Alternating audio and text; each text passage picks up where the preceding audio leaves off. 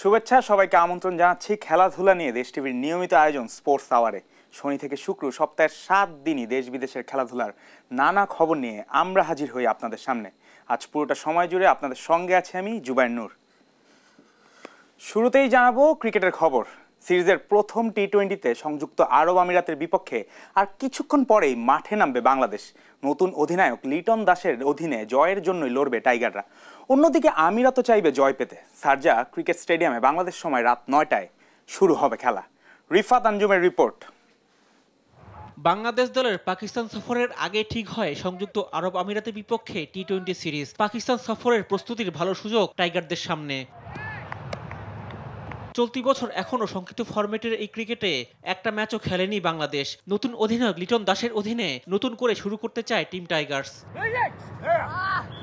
অধিনায়ক নতুন হলেও ভারপ্রাপ্ত অধিনায়ক লিটনের অধীনে গেল বছর খেলা সবশেষ সিরিজে ওয়েস্ট ইন্ডিজকে হোয়াইট ওয়াশ করেছিল বাংলাদেশ। ফর্মে সেই ধারাটা আরব আমিরাতের বিপক্ষেও ধরে রাখতে চাইবে লিটনের দল।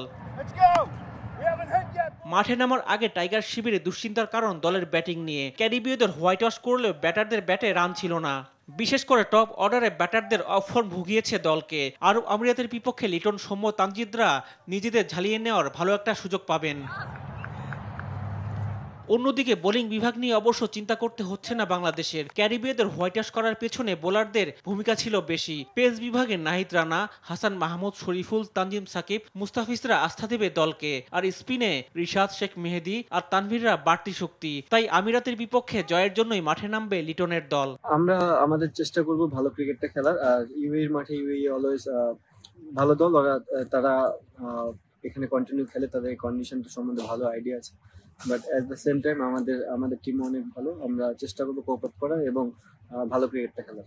অন্যদিকে গেল বছর সংযুক্ত আরব আমিরাত 26টি টি-20 খেলে 20টিতেই জয় পেয়েছে। যদিও তুলনামূলক কম শক্তিশালী দলের বিপক্ষে জয় পেয়েছে। বাংলাদেশের বিপক্ষে টি-20তে কখনোই জয় না পাওয়া আমিরাত চাইবে প্রথম জয়টা তুলে নিতে। রিফাত আঞ্জুম, দেশ টিভি, স্পোর্টস ডেস্ক। তৃতীয় বিভাগ ক্রিকেটে অংশগ্রহণকারী ক্লাব বাছাই প্রক্রিয়ায় বিসিবিতে অনিয়মের প্রমাণ পেয়েছে দুর্নীতি দমন কমিশন। এ নিয়ে আরও খতিয়ে দেখবে সংস্থাটি। কর্মকর্তারা জানান বিসিবির গঠনতন্ত্রে কিছু অসঙ্গতি রয়েছে এবং প্রতিষ্ঠান হিসেবেও কাঠামো যথাযথ নয়।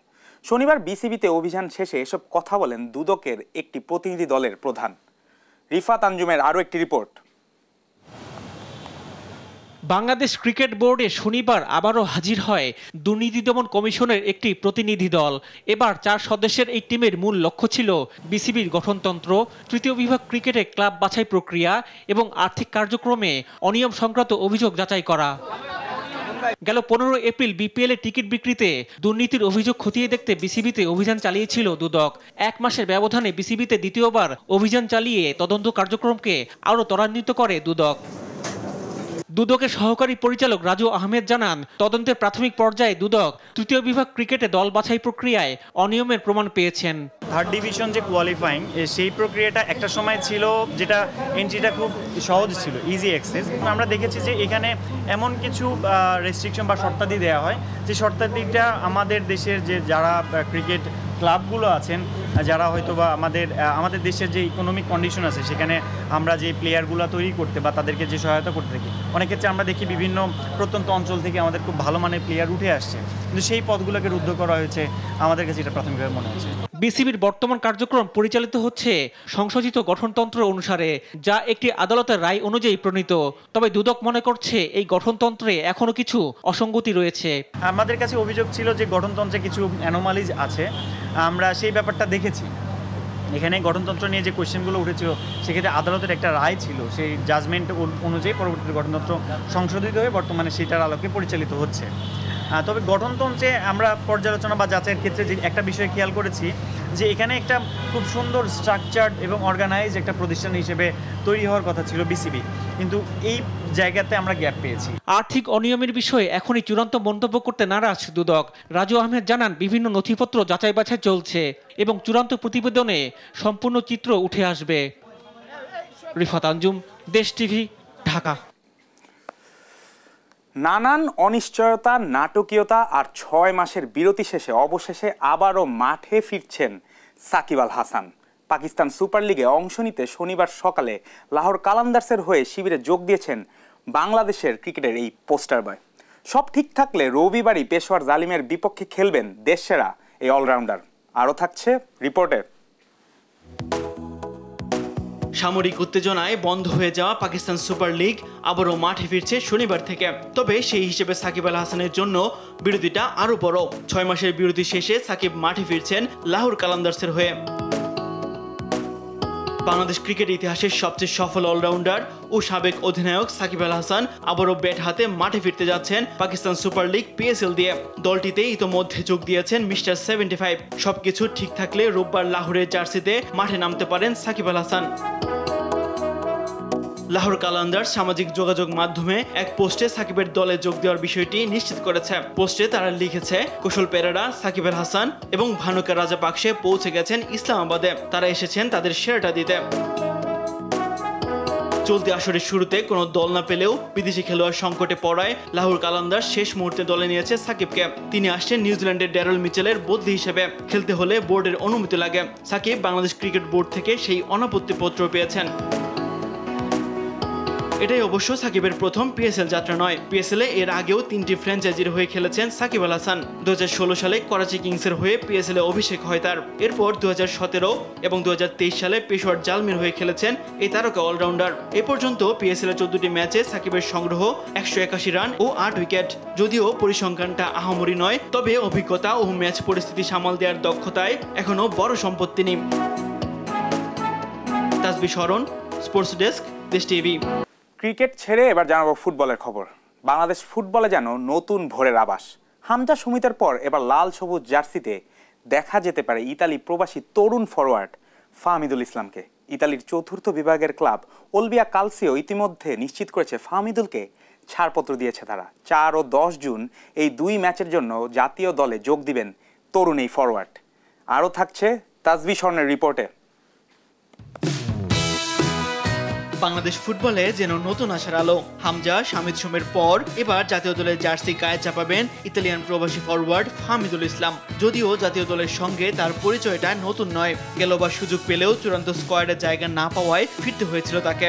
তবে এবার দৃশ্যপট একেবারে আলাদা। আগামী 10 জুন ঢাকায় এশিয়ান কাপ বাছাইয়ে সিঙ্গাপুরের মুখোমুখি হবে বাংলাদেশ। তার আগে 4 জুন ভুটানের বিপক্ষে আন্তর্জাতিক প্রীতি ম্যাচ। এই 2 ম্যাচকে সামনে রেখে 31 মে থেকে শুরু হবে জাতীয় দলের প্রাথমিক ক্যাম্প। সেই ক্যাম্পে ডাক পেয়েছেন ইতালির সিরি ডি লিগে খেলা তরুণ ফরওয়ার্ড ফাহমিদুল ইসলাম।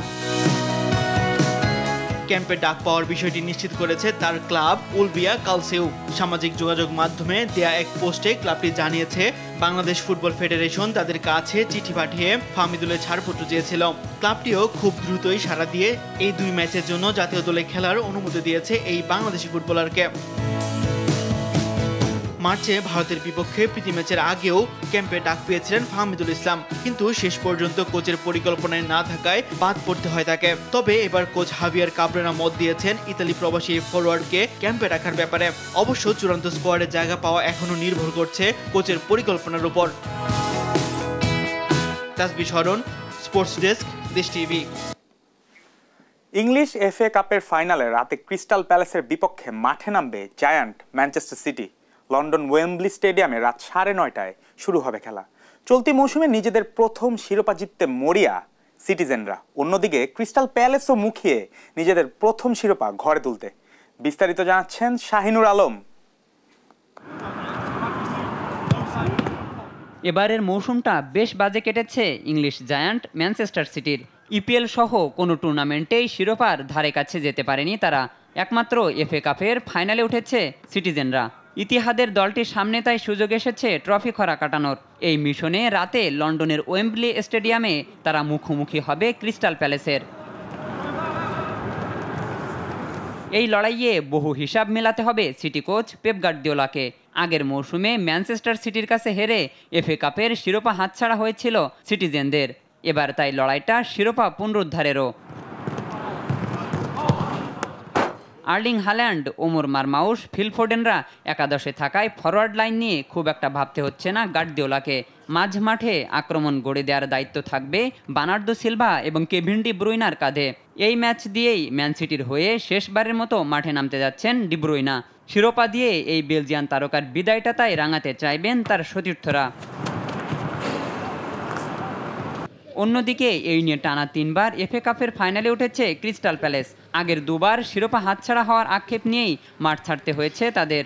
এবার তাই নতুন করে ছক কষছেন কোচ অলিভার গ্লাসনার। ফাইনালের মঞ্চে তাই হাড্ডাহাড্ডি এক লড়াই দেখার অপেক্ষায় ফুটবল প্রেমীরা। Shahinur Alam, sports desk, Desh TV. Bangladesh volleyball ফেডারেশনের আয়োজনে শুরু হয়েছে আন্তজেলা নারী ভলিবল প্রতিযোগিতার চূড়ান্ত পর্ব। রাজধানীর শহীদ নূর হোসেন জাতীয় ভলিবল স্টেডিয়ামে প্রতিযোগিতার উদ্বোধন করেন নারী ভলিবল উপকমিটির চেয়ারম্যান শারমিন হাসান তিথি। এ সময় উপস্থিত ছিলেন বাংলাদেশ ভলিবল ফেডারেশনের সাধারণ সম্পাদক বিমল ঘোষ, মিডিয়া কমিটির চেয়ারম্যান মাসুদুল আলম এবং মহিলা ভলিবল উপকমিটির সম্পাদক আমিরুল হোসেন আপন। উদ্বোধনীর দিনে খেলায় জয় পেয়েছে বগুড়া, চট্টগ্রাম, যশোর, টাঙ্গাইল এবং রাজশাহী জেলা।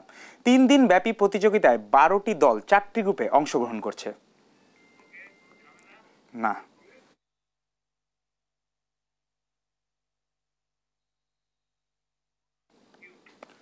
দর্শক, এই ছিল স্পোর্টস আওয়ারের আজকের আয়োজন। খেলাধুলার খবর নিয়ে আগামীকাল আবারও হাজির হব আপনাদের সামনে। ধন্যবাদ সবাইকে।